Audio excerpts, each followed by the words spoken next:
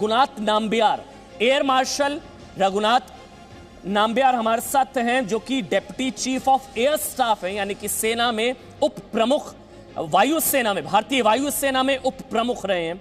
वो इस वक्त हैं, आपको बता दें, रफाल की पहली भारतीय उड़ान इन्होंने ही भरी थी। रघुनाथ नाम्बियार एयर मार्शल हैं और रफाल की, जो आपको बता दें, फ्रांस में जब रफाल डिलीवर होना था उससे पहले भारतीय वायुसेना के 6 अफसरों की टीम गई थी फ्रांस, और रफाल की जो पहली उड़ान इन्होंने खुद उड़ाया है रफाल। हमारे साथ रघुनाथ नाम्बियार एयर मार्शल वो इस वक्त जुड़ चुके हैं, आपको नजर आ रहे हैं। हमारे साथ lieutenant general Shankar Prasad, retired lieutenant general Shankar Prasad, और हमारे साथ ग्रुप कैप्टन रहे हमारे साथ जो हैं RS छतवाल साहब, रविंदर छतवाल साहब, वो भी इस वक्त जुड़ चुके हैं। सबसे पहले मेरी आवाज अगर आप तक पहुंच पा रही है, नाम्बियाल साहब, रघुनाथ नाम्बियाल, एयर मार्शल रघुनाथ नाम्बियाल, मेरी आवाज अगर आप तक पहुंच पा रही है। आपने तो रफाल उड़ाया है सर, आपने तो खुद 1 घंटे की उड़ान भरी है रफाल के अंदर। आपके हम लोग अनुभव जानना चाहेंगे। जो ये कहा जा रहा है कि भारतीय रक्षा तैयारियों, चुनौतियों के लिहाज से ये अब तक की गेम चेंजर डील है, गेम चेंजर इसको कहा जा रहा है रफाल को। रघुनाथ नाम्बियार जी,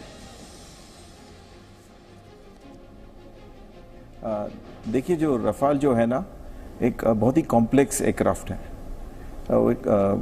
कहा जाता है कि ये एक ओमनी रोल एयरक्राफ्ट है, यानी कि उनको एक मिशन में 3 या 4 रोल्स एक साथ कर सकते हैं, और इसके कारण एयरक्राफ्ट के कॉकपिट में काफ़ी इक्विपमेंट ज़्यादा है और उसके स्विचिंग के मेथोडोलॉजी भी काफ़ी कॉम्प्लेक्स है।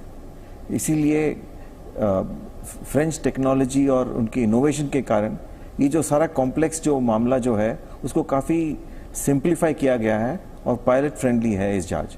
तो इसीलिए इस जहाज को हम गेम चेंजर बुलाते हैं। इसके पेलोड की क्षमता काफ़ी हाई है, 10 टन तक भार इसको लिफ्ट कर सकती है। और अगर आप इस जहाज को की तुलना में और कोई जहाज देखें इस in the Indian continent, I think this is by far the best aircraft today. और इसको गेम चेंजर क्यों कहा जा रहा है? मतलब अगर दुश्मन देशों से तुलना की जाए, जिस तरह का आप जानते हैं इस वक्त विवाद चीन के साथ है, इस तरह की मारक क्षमता वाला फाइटर जेट क्या दूसरे मुल्कों के पास है? इतनी ताकत वाला चीन के पास भी नहीं है शायद, पाकिस्तान तो छोड़ ही दीजिए।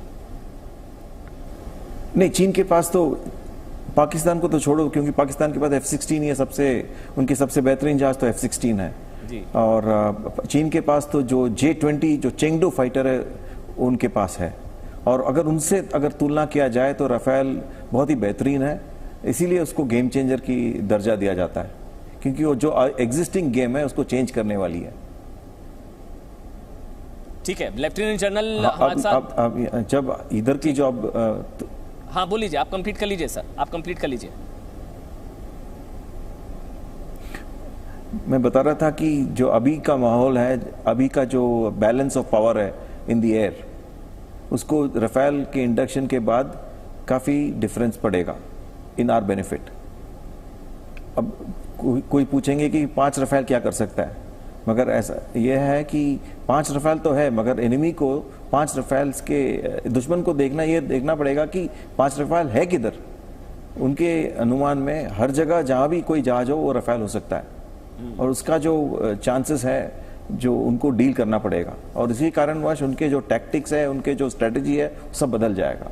इसी तरह वो गेम चेंजर बनती है। अच्छा रघुनाथ नाम्बियार जी, एक चीज़ मैं आपके बारे में, वैसे तो देश दुनिया हर कोई जानता है आपको, वैसे मैं बता देता हूँ, करगिल युद्ध के दौरान टाइगर हिल पर लेज़र गाइडेड बॉम्ब दागने वाले पहले वायुसेना अफसर जो हैं वो रघुनाथ नाम्बियाल जी हैं।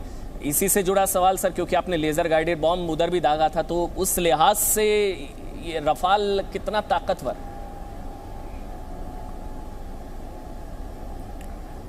देखिए, लेज़र गाइडेड बॉम्ब तो 21 ईयर्स पहले कारगिल युद्ध में मैंने ड्रॉप करने का मुझे चांस मिला था।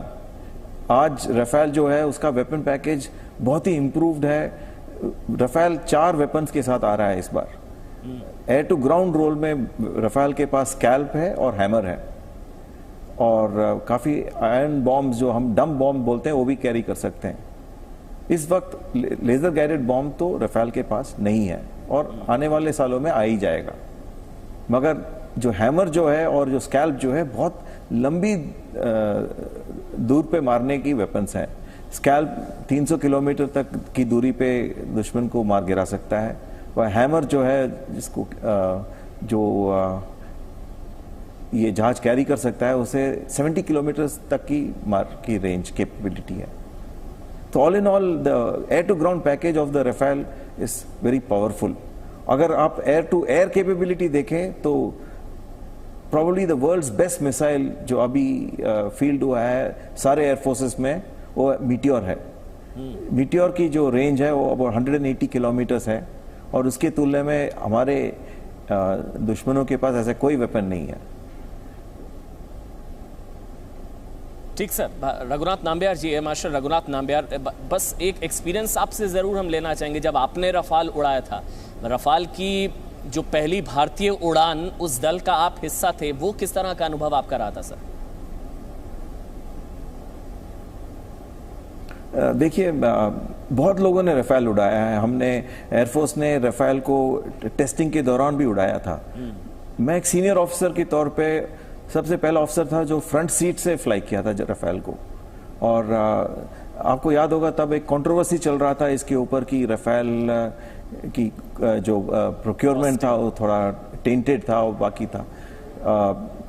और मैं ये कहना चाहूँगा कि रफेल का जो पूरा कॉन्ट्रैक्ट नेगोशिएशन होता है, इंडियन एयरफोर्स ने किया था। और इंडियन एयरफोर्स इस जहाज को very very Fairlie and very very स्क्वायरली select किया था एक प्रोसेस के थ्रू। और उसके बाद जब हमारे गवर्नमेंट इमरजेंसी प्रोक्योरमेंट के तौर पर रफेल को खरीदा था, तो हमें इस चांस मिला, क्योंकि इसको फ्लाई करने का चांस मिला। और ये एक डेमोन्स्ट्रेशन फ्लाइट था जहाँ की हम टेक ऑफ के बाद 1 घंटे के अंदर रफेल के सारे जो पॉसिबल रोल्स थे उसको देखने का एक अपॉर्चुनिटी, और उसको देखना क्या कि कितना स्मूथली या कितना केपेबल एयरक्राफ्ट ये आने वाला है हमारे इन्वेंट्री में। ये मुझे बहुत I will never forget that sortie of mine. It was flown for about an hour over France. We took off from a base called Istres near the city of Marseille, and we flew all over land and over the sea. And aircraft का पूरा holistic performance का एक glimpse मुझे मिलने की अवसर मिला। मुझे बहुत श्योर है कि जो पायलट्स जो हम फ्रांस भेजे थे 1 साल से अधिक वहाँ से ट्रेन करके आ रहे हैं अभी, ये जो 5 जहाज लेके, मुझे बिल्कुल यकीन है कि हमारे जो पायलट्स हैं वो बहुत ही केपेबल हैं, बेस्ट सेलेक्टेड पायलट्स हैं। और इधर आने के बाद वो in very little time they will get up to speed, and they will be a big asset and a big boost to the capability of the Indian Air Force. ठीक sir, आप रहिए, मैं रिक्वेस्ट करूंगा